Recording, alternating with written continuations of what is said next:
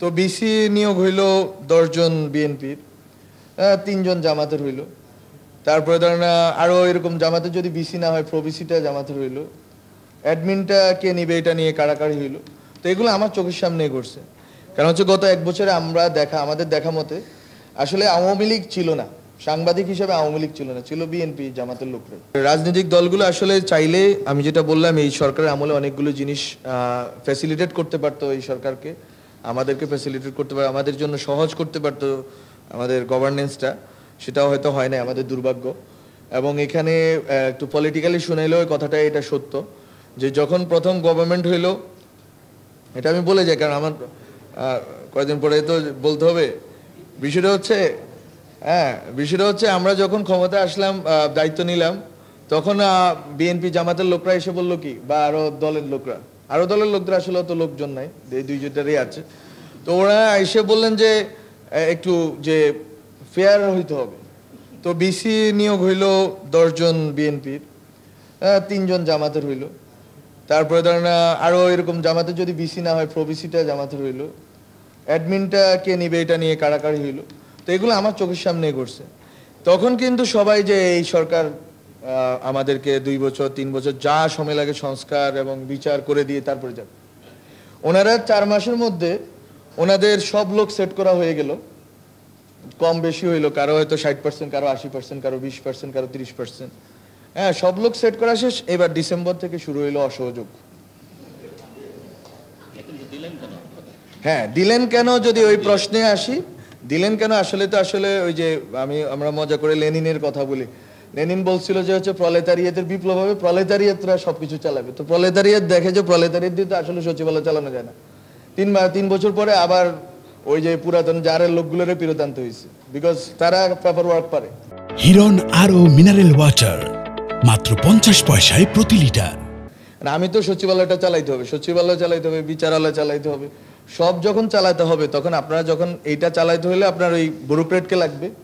ব্যুরোক্রেটের অবশ্যই political affiliation আছে। এবং আমি আজকে একটা কথা বলে যাই, একটা সময় সাংবাদিকদের একটা বড় অংশ আসতো হচ্ছে ছাত্র ইউনিয়ন বামপন্থী সার্কেল থেকে, এখন অন্য সার্কেল থেকে আসতেছে। কোন সার্কেল থেকে আসতেছে সেটা অনেকেই জানে। তো এটা হচ্ছে যুগের নিয়ম।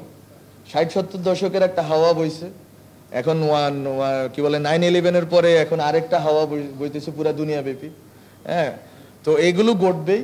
এবং ওই আদর্শিক যে দৃষ্টিভঙ্গি, এটা সংবাদ মাধ্যমে অলরেডি আসা শুরু হয়ে গেছে এবং এটা আসবেই।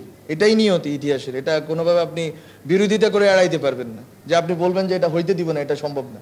এটা এই যুগের নিয়তে, এটা আমাদের মেনে নিতে হবে। কিন্তু আমি বলতেছি এই যে এটা যে ঘটতেছে, এটাকে আপনার কগনিজেন্সে নিতে হবে যে আদর্শিকভাবে শিক্ষিত দীক্ষিত লোকরা একসময় সাংবাদিক হয়েছে এই 71-এর পরে, ওরা একদিকে বাংলাদেশকে নিতে চাইছে, সাংবাদিকতা করছে, যেটা বললেন সাংবাদিকতা মতামত দুইটা মিলিয়েই তারা নিতে চাইছে। আবার এখন আরেকটা ধরনের লোকরা আসতেছে, ওরা আরেক দিকে নিতে চাইবে। কিন্তু এর ভিতরে আসলে সাংবাদিকতাটা থাকবে কোথায়? এবং এটা আমি খুব সিরিয়াসলি আমি এটা অ্যাড্রেস করতে চাই।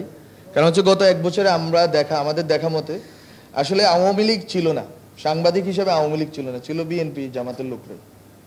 তা আসলে কে কি করলো এটা তো আসলে আমরা কোনো কিছুতে হাতও দিই নাই, বলিও নাই। কোন এক গ্রুপের পত্রিকা যে একটানা যে এই সরকারের বিরোধিতা করেই গেল, হ্যাঁ, একটানা প্রত্যেকদিন ছবি চাপাইয়া, এবং এক লোকের নামে, এক মহিলার নামে 2টা পত্রিকাতে একই লেখা চাপাইলো। হ্যাঁ, আরো অনেক ব্যাড প্র্যাকটিস আমরা দেখলাম, কিছুই বলা হয়নি। Not a single word from ministry, not a single word from government. কিন্তু এগুলো রয়ে গেল ইতিহাসের কাছে, এবং এগুলো ইতিহাসের বিচার হবে, অন্য বিচারের আগ্রহ আমাদের নাই। তো যেটা রাশেদ খান বাড়ি থেকে শুরু করে অন্যরা বলেন যে তোমরা আমাদের সাথে এত লড়াই সংগ্রাম করলা, তোমরা এগুলোর কোনো শিক্ষা দীক্ষা দিলা না কেন, বা তোমরা ফ্যাসিস্ট মানে ফ্যাসিজম অ্যানাবলারদেরকে কিছু করলে না কেন? আসলে কিছু করার চেয়ে গুরুত্বপূর্ণ ছিল যে এই পুরা জিনিসটা যে এতটা মানে আপনি স্বাধীনতা দিলে কি হয়। এই জন্য যখনই যে কোনো আমি মিটিংয়ে যাই, সাংবাদিকদের স্বাধীনতার নিয়ে আলোচনা হয়, তখন আমি বলি যে rights without responsibility is dangerous.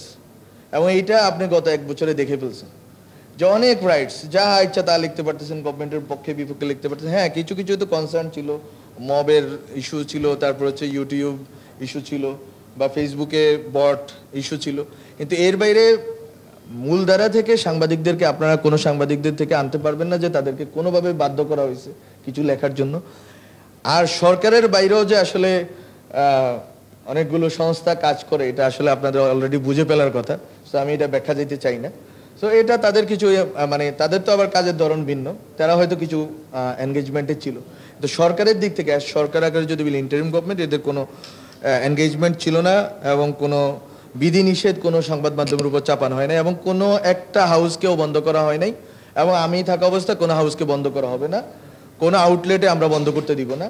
যে আউটলুক চলার চলুক এবং জনগণ বিচার করবে যে আসলে কাকে সে গ্রহণ করবে, কাকে সে নেবে না।